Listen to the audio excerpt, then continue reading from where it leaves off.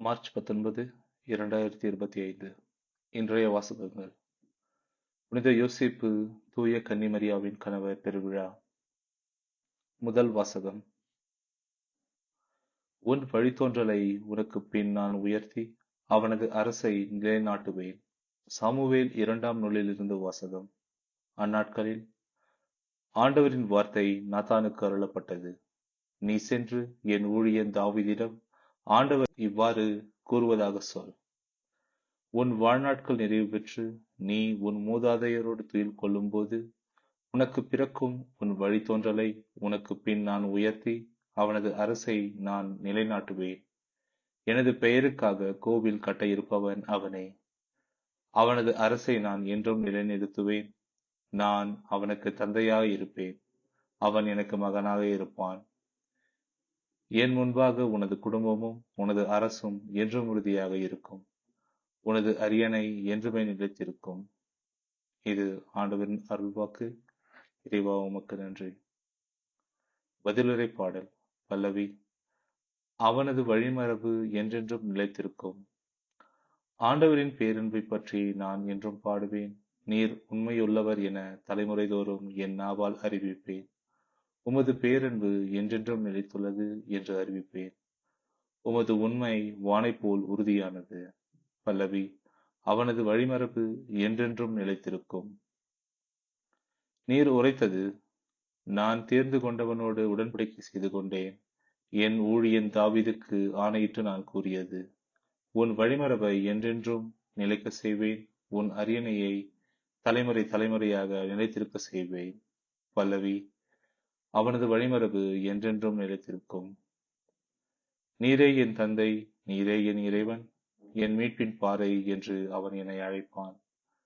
அவன் மீது கொண்ட பேரன்பு என்றும் நிலைக்குமாறு செய்வான்.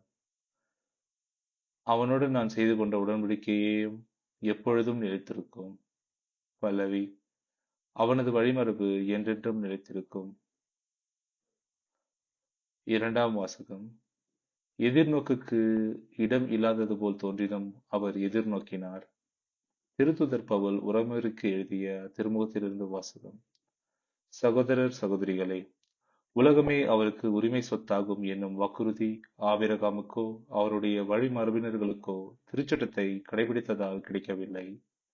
நம்பிக்கை கொண்டு கடவுளுக்கு ஏற்புடையவர் ஆனதால்தான் அவ்வாக்குறுதி கிடைத்தது. ஆகவே கடவுளின் அருஞ்செயலால் நம்பிக்கை வாக்குறுதியின் அடிப்படையாயிற்று.